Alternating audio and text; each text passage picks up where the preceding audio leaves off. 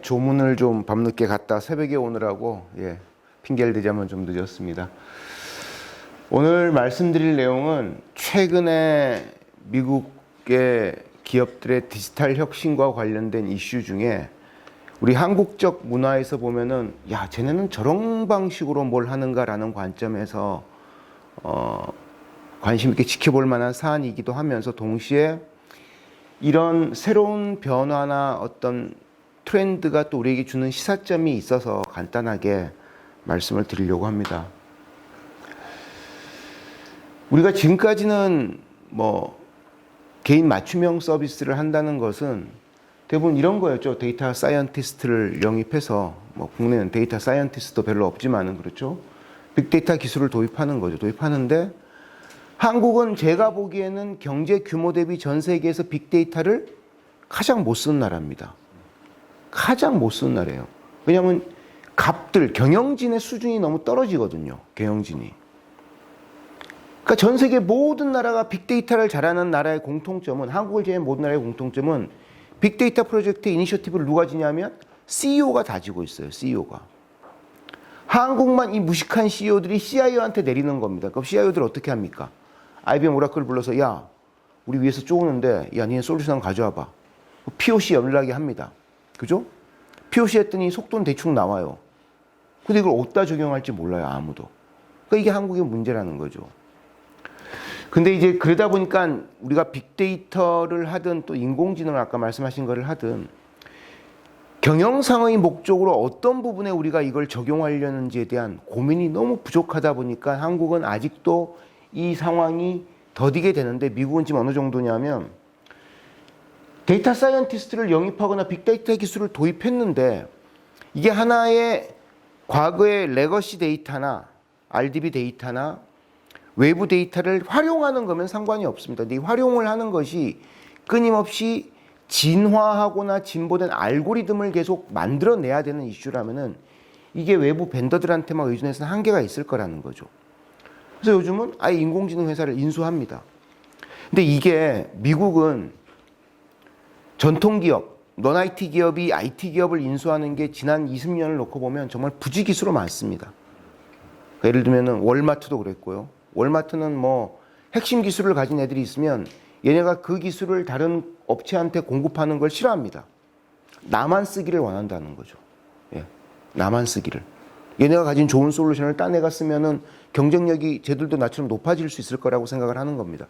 그래가지고 이렇게 인수합병을 많은데 특히 인공지능 회사를 인수합병하는 거는 인공지능은 가트너 주장에 따르면 인공지능 프로젝트는 현재로서는 기업에서는 이게 연금술사 같은 프로젝트라고 하거든요.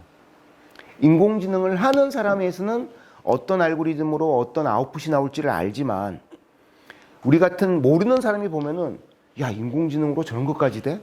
마치 이게 연금술 같은 프로젝트로 받아들일 수 있다는 거죠. 즉 대단히 글로벌하게 한정된 역량이 아주 충분한 사람만이 할 수 있는 프로젝트라는 겁니다. 그러니까 기업 입장에서 제대로 된 인공지능 기반의 분석을 하기 위해서는 결국은 인력풀이 없잖아요. 사실 한국을 보더라도. 그러니까 결국 인수합병을 하는 것이 낫다는 생각을 하는 거죠. 그 대표적 회사가 여기 나와 있는 이제 월마트, 맥도날드, 나이키인데 공통점은 다들 유통 분야의 세계 1위 그리고 프랜차이즈 이런 체인점의 세계 1위 그리고 신발 분야의 세계 1위 회사들이죠. 그러니까 얘들의 디지털 트랜스포메이션 고민은 딱 한 가지입니다. 이런 매스 마케팅을 하는 기업들은 고객 맞춤형 서비스를 어떻게 더 고도화할 것인가 끊임없이 고민하는 거죠. 오늘 시간 관계상 다 말씀을 못 드리겠습니다. 옛날에 빅데이터 분석 프로젝트에서도 이 세 회사는 워낙 뛰어난 회사들이 있거든요. 그 빅데이터 활용 사례나 이런 측면에서 보면. 근데 더 촘촘하게 고객 맞춤형 서비스로 가겠다는 건데 그 방법은 기본적으로 AI 알고리즘이 없으면 안 되겠다고 생각을 하는 거고 그 알고리즘을 어떤 기업이 아주 뛰어난 솔루션을 공급한다고 하더라도 이걸 도입한 다음에 끊임없이 진화시켜 나갈 수 있는 방법을 찾지 않으면 힘들다고 생각을 하는 것입니다. 먼저 월마트의 이 온오프라인 상품 추천 서비스는 제 기억으로는 제가 이 강의를 지난 8년 동안 하면서 맞춤형 서비스에서 가장 많이 소개한 회사가 월마트였습니다. 정말 얘들은 기술이 뛰어나거든요. 그런데 어쨌든 아마존에 이길 방법이 없는 거죠. 그래서 뭔가 좀 더 고급된 서비스를 찾는데, 그래서 이스라엘의 이 텍스트 분석 전문 기업인 아스펙티바라는 회사를 인수했는데, 얘네는 뭐냐면은 우리가 실제 온라인 서비스 이용할 때 여기 계신 우리 대표님들이 아마 바쁘셔서 안 하실지 모르지만은 댁에 있는 가족들이 이용하는 걸 보면 누구나 고객 리뷰를 남깁니다. 이게 뭐 상세하게 남기든 헐 대박 화팅 하고 대충 남기든 어쨌든 간에 이 고객 리뷰 속엔 사람들의 직관적인 평가나 정보들이 다 담겨 있거든요. 선호도가. 그리고 고객의 웹브라우징 패턴. 예를 들면 저 같은 경우는 뭐 온라인 쇼핑몰 가면 제가 검색하는 키워드는 딱 두세 가지 있습니다. 첫 번째, 저는 등산을 좋아하니까 등산복 하고 뭐 이름을 밝히기 힘든 그 두 가지 아이템. 예.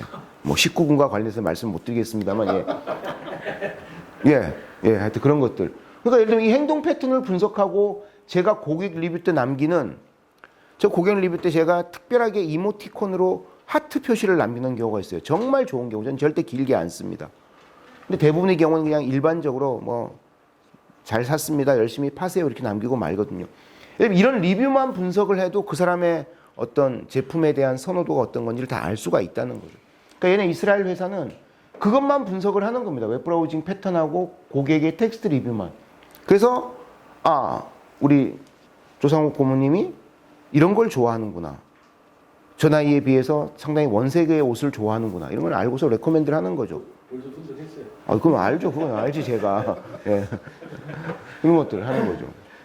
근데 저는 이제 이 글로벌 기업 셋업들의 어떤 성공 사례를 보면은 항상 애들이 창업하게 된 배경을 잘 살펴보는데, 이 아스펙티바의 창업 배경을 보면 인터넷에서 자신이 원하는 상품과 서비스를 검색하는 것이 매우 어렵다는 사실, 누구나 우리가 알고 있는 거잖아요.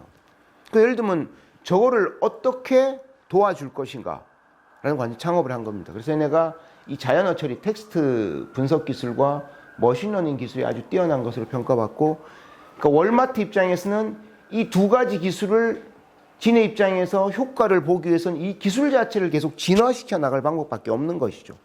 그러니까 당연히 이제 이 회사를 인수합병하는 것이 맞다고 생각을 한 것 같습니다.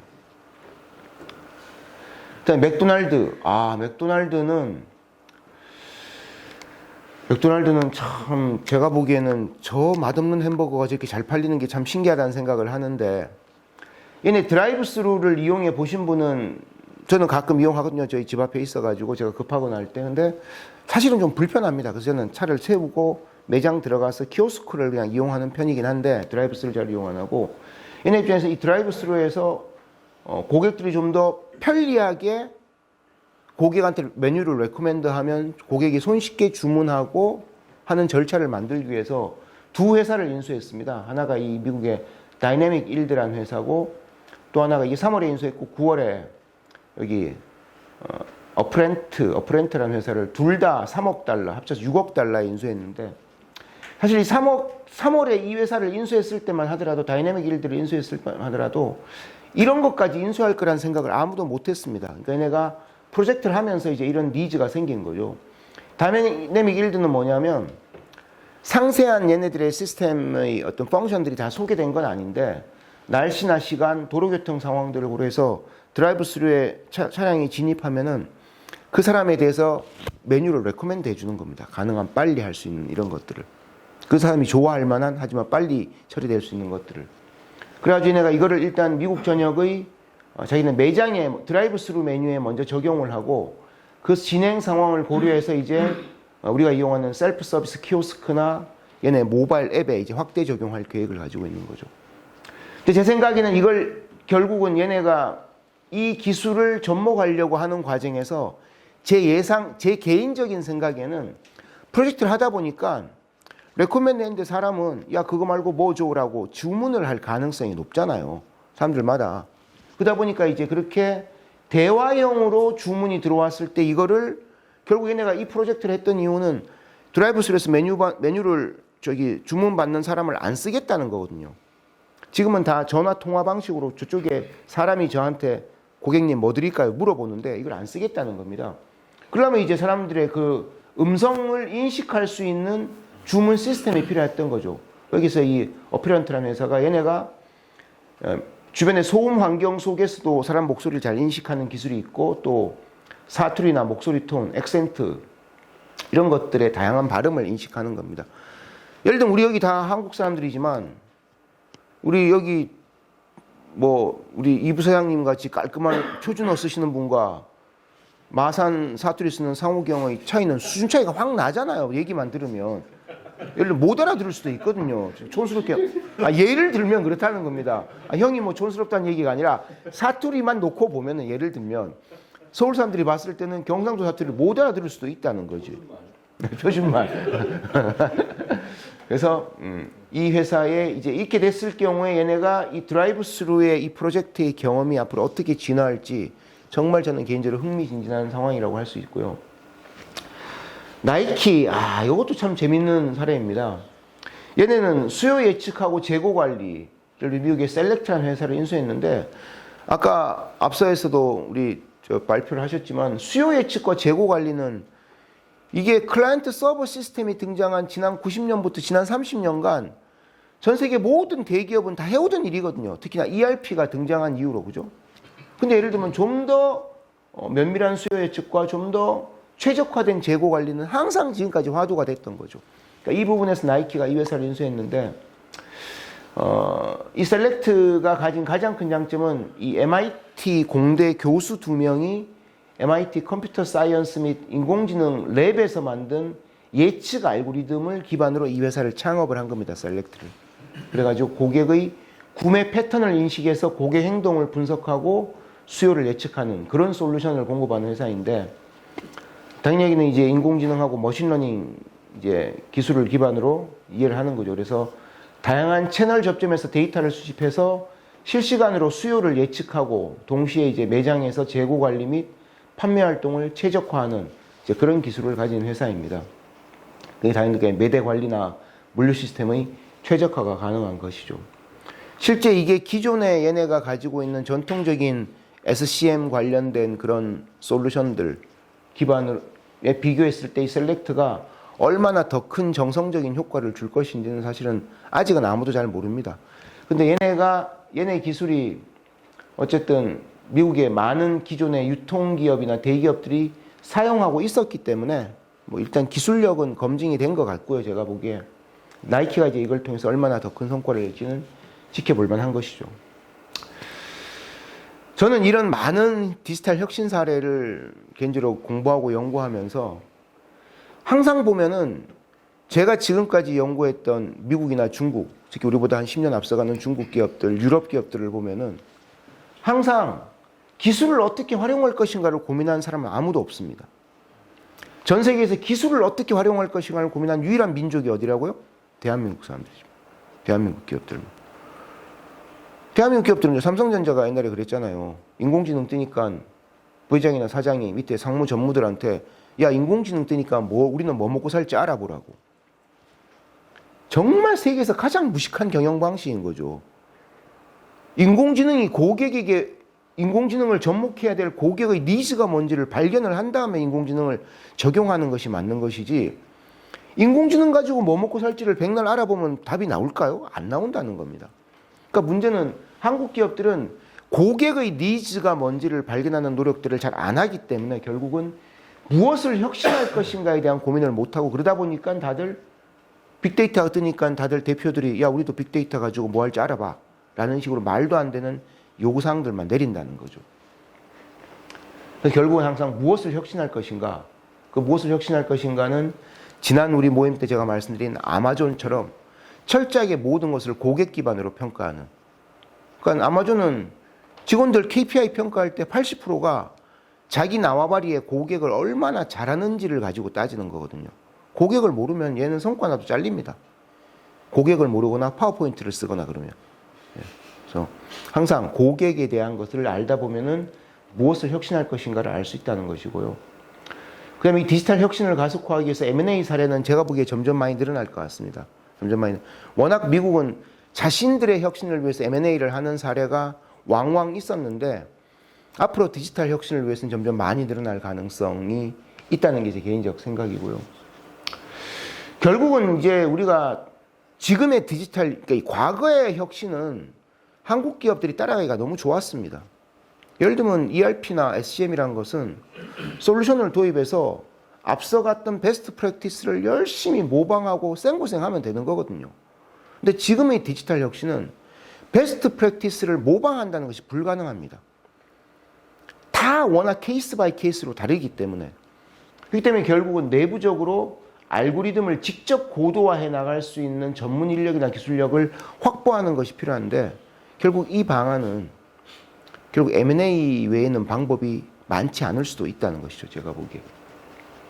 물론 이제 미국의 인공지능 관련된 19세 어린애가 만들어서 지금 유니콘이 된 기업 같은 경우는 기업이 필요한 알고리즘을 고도화할 수 있는 사스 서비스, 인공지능 사스 서비스를 제공해 줍니다. 그런 경우. 물론 그런 경우도 있지만, 그렇게 알고리즘을 고도화할 수 있는 서비스를 지속적으로 외부로부터 받을 수 있는 조건이 없다면은 결국 내부적으로 그 분석 알고리즘 혹은 고도화 알고리즘을 직접적으로 계속 고도화할 수 있는 인력과 인프라를 갖추는 것이 필요한 것이죠.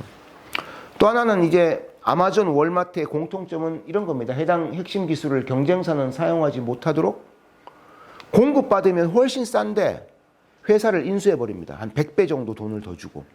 특히 아마존은 유명하거든요. 그 기술이 핵심 기술인 경우에는.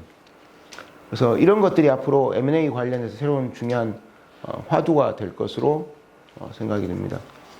오늘 뭐 이제 글로벌 그 소비재 기업들의 인공지능 회사 인수와 관련해서 간단한 말씀을 드렸는데, 이런 디지털 혁신과 관련해서 앞으로 좋은 사례가 나오면 다음부터 일찍 와서 강의를 할 수 있는 기회를 마련하도록 하겠습니다. 이 더블린은 제가 2년 전에 저 FRCC 저 과정 때 제가 특강을 한번 와서 그때 한번 있었던데, 항상 여기서 대표가 바뀌면서 저 강사에서 잘렸죠, 제가. 하여튼 오늘 늦어서 죄송하고 다음 시간에 또 뵙도록 하겠습니다. 감사합니다.